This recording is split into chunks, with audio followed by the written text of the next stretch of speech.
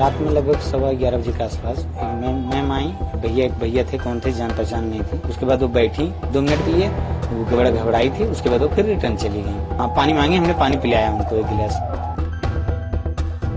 रात में लगभग 11:15 बजे के आसपास मैम आई। एक भैया थे, कौन थे जान पहचान नहीं थी। आई हैं, कुछ कहना चाह रही थी, कुछ बात करना, हमने उनसे पूछा। उसके बाद वो बैठी 2 मिनट के लिए, वो बड़ा घबराई थी। उसके बाद वो फिर रिटर्न चली गई। कह रही थी आपसे, घबराई हुई थी कुछ या? नहीं कुछ हमसे कुछ उन्होंने कुछ नहीं कहा। पानी नहीं मांगी? हाँ, पानी मांगी, हमने पानी पिलाया उनको 1 गिलास। कितने लोग थे? मैम अकेली थी, एक भैया थे जो गेट पे खड़े थे। अच्छा। हाँ, फिर वहीं से वो रिटर्न हो गए। बाइक से थे या 4 व्हीलर से? नहीं, बाइक से थे। बाइक से। बाकी और कोई जानकारी नहीं।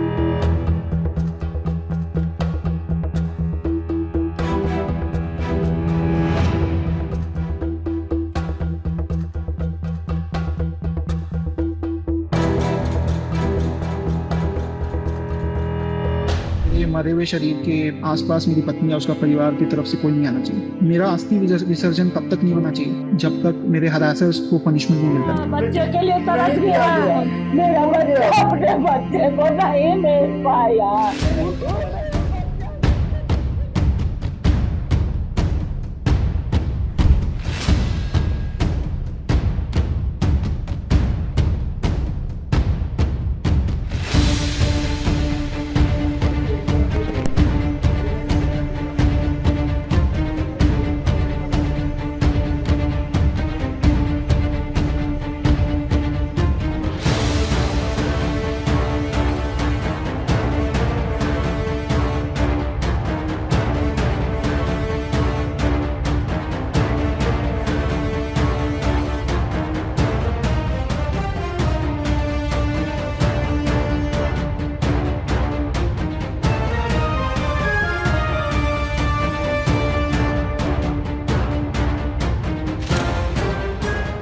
बैंगलोर पुलिस अब जौनपुर पहुंच चुकी है। जौनपुर के समय वो कोतवाली जौनपुर में मौजूद है, जहां पे वो जौनपुर पुलिस के साथ लीगल फॉर्मेलिटीज पूरी कर रही है, जिसके बाद ये बताया जा रहा है कि बैंगलोर पुलिस जल्द ही जो परिवार है, सिंघानिया परिवार, उनसे पूछताछ करेगा, उनके बयान दर्ज करेगा, स्टेटमेंट्स लेगा। अतुल सुभाष के सुसाइड केस में बैंगलोर पुलिस अब जौनपुर पहुंची है। ये जौनपुर की कोतवाली है, जहां पर बैंगलोर पुलिस आई है, साथ में उत्तर प्रदेश पुलिस, जौनपुर पुलिस उनको एस्कॉर्ट करते हुए लेकर आई है। और अब लीगल कार्रवाई जो है दोनों थानों के बीच में, बैंगलोर पुलिस के बीच में और जौनपुर पुलिस के बीच में जो है उसको पूरा किया जा रहा है, जिसके बाद पुलिस उनके घर पे भी जा सकती है, परिवार से पूछताछ भी कर सकती है। परिवार की लोकेशन कहाँ है ये सिर्फ पुलिस को भी पता है, लिहाजा ऐसे में पुलिस अब परिवार से पूछताछ करेगी, उनके बयान भी दर्ज करेगी। और अतुल सुभाष के जो सुसाइड केस है, जो आरोप अतुल सुभाष ने लगाए हैं अपने ससुराल वालों पे, उनको लेकर बैंगलोर पुलिस अब सिंघानिया परिवार से पूछताछ भी करेगी। परिवार को आप जानते हैं? ये सब परिवार के कहा जाए, सब बसन है। कब से आ रहे हैं, कब से रह रहे हैं लोग यहाँ पे? ये 10वीं के लगभग से।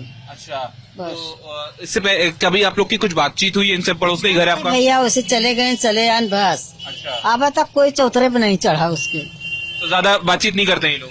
कुछ भी नहीं, वो हमें ना पूरे मोहल्ले भर कोई चौतरा पे नहीं चढ़ा अभी तक, कोई चौथा नहीं, कोई सब जब है ही नहीं बा, क्या पता। तो इनका व्यवहार कैसा है, इनका, इन लोगों का कुछ पता है? भैया जब हम जाए इतना आए तो बैठे न का व्यवहार जाना।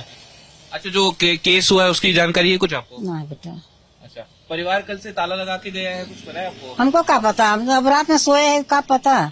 12 बजे देखे तो आप लोग खड़े थे, कई लोग रहे 12 बजे फिर के बाद तो भाई अपना अच्छा, इससे पहले परिवार से कभी कुछ, कभी किसी त्योहार पे कुछ मिलना जुलना हुआ कुछ? कभी नहीं, कुछ नहीं, कुछ नहीं।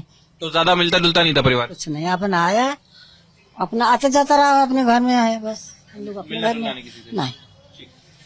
कोई हमें से ना, कोई मोहल्ले भर से नहीं, किसी से नहीं मिलता से नहीं है ना।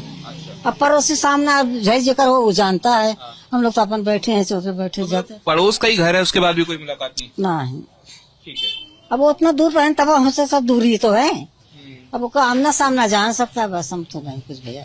क्या नाम है आपका भाई? अशोक कुमार। ये जो सिंघानिया परिवार है, कभी इनसे मुलाकात हुई, कुछ बातचीत हुई आप लोग की? कोई बात नहीं, कब से रह रहे हैं ये लोग यहाँ पे? लगभग एक साल भर हुआ है इनको। साल भर हुआ है। अच्छा, कैसा व्यवहार है इनका? कुछ कैसे? बातचीत कभी नहीं हुई इनसे हमारी, कभी आना जाए नहीं, क्या पता। आपका घर कितने दूर है इनके घर से? लगभग मुझे 50 मीटर होगा। अच्छा, और कभी त्योहार वगैरह पे कुछ मुलाकात? कोई मुलाकात नहीं। अच्छा, इनके जो परिवार में कौन कौन रहता है, कुछ इसकी है आप लोग जानकारी? क्या मिलते जुलते नहीं थे ये लोग? नहीं, कोई किसी नहीं, किसी से नहीं। किसी से नहीं। क्या नाम है आपका भाई? लकी चरोसिया। लकी, कब से दुकान है आपकी यहाँ पे? करीबन 2 साल हो गए। 2 साल। ये परिवार जो सिंघानिया परिवार रहता है, क्या कुछ जानते हैं आप लोग? कभी कुछ बातचीत हुई इनसे? बातचीत तो नहीं हुई, करीबन ये लोग 4-5 महीने से हैं यहाँ पर। अच्छा जी। तो कभी कुछ आपसे कुछ मुलाकात या बातचीत हुई हो, कुछ देखा हो परिवार के बारे में? नहीं, परिवार के बारे में तो सुना है, उनके बच्चे बहुत अच्छे हैं। अच्छा। एक लड़का गोलू नाम है भैया का, बहुत अच्छे हैं वो। अच्छा, जो बैंगलोर में जो हुआ है, क्या आप लोग को उसके बारे में पता है कि जो इनके दामाद थे उन्होंने सुसाइड किया, उन्होंने परिवार पे आरोप लगाया है, उसके बाद सब कल रात से परिवार भी यहाँ पे नहीं है, ताला लगा के कहीं चला गया। कभी आप लोग से कुछ बातचीत करता था परिवार यहाँ पे, घुलता मिलता लोगों से? नहीं, ऐसा कुछ नहीं है। अच्छा जी। कुछ बातचीत करते हो या आपकी शॉप पे आते हो, अगल बगल कहीं जाते हो? नहीं, ऐसा कुछ अपने से मतलब रखते थे भैया अपने से वो। मतलब जी। अच्छा, कुछ ज्यादा मिलना जुलना नहीं? नहीं, हम कोई मिलना जुलना नहीं हुआ। हमारे साथ बातचीत के लिए मौजूद है निकिता के पड़ोसी सुमित, जो कि उनके भाई के दोस्त भी हैं। जिस तरीके से ये पूरी घटना हुई है, सुनकर कैसा लगा, सुनकर क्या मन में आया कि क्या निकिता ने जिससे शादी की थी उसका हस्बैंड इस तरीके से सुसाइड कर सकता है? देखिए, सुनकर तो बहुत ही हताहत हुआ भाई। किसी का घर टूटा, किसी का बच्चा गया, किसी का बेटा गया, तो कष्ट हुआ। इनका भी दामाद ही था वो, क्योंकि ऐसा था नहीं कि भाई शादी नहीं की गई थी, शादी हुई थी। और बिहेवियर वाइज, नेचर वाइज अगर आप जानेंगे तो मोहल्ले के हैं, और बिहेवियर भी अच्छा है। उनकी माँ का भी, उनके बेटे का भी, गोलू का भी। गोलू से हमारा अच्छा फ्रेंडशिप भी है। और जहाँ तक हमारी बात हुई इस मैटर को जानने के बाद, तो मम्मी से थोड़ी देर बात हुई, गोलू की मम्मी से बात हुई क्योंकि तबीयत उनकी ठीक नहीं। निकिता की माँ से? जी। तो आई नहीं आप लोगों के सामने क्योंकि तबीयत ठीक नहीं थी। अब उनके अकॉर्डिंग यही था कि बेटा कोई भी शादी करता है इसलिए नहीं करता कि शादी टूट जाए, ठीक है। जो भी आप माँ बाप पैसा लगाकर अपने सारी पाई जोड़कर बच्चों के लिए, और एक बेटा भी है निशा का, ये सारी चीजें कोर्ट में थी। अब कोर्ट में आपको कैसे डील किया गया, क्या किया गया, क्यों आप सुसाइड कर लिए, ये तो मैटर अब आपका हो गया। लेकिन सवाल इस बात का है कि निकिता के भाई ने कभी इस बात को लेकर आपसे बात की थी या शेयर किया था कि निकिता और उसके हस्बैंड के बीच में इतनी दूरियां बढ़ गई हैं, या फिर जब वो निकिता आती होंगी यहाँ पर कोर्ट में, उनके हस्बैंड आते होंगे, तो इस दरमियान उनके भाई ने या उनकी माँ ने कभी कुछ बात बताई आपको?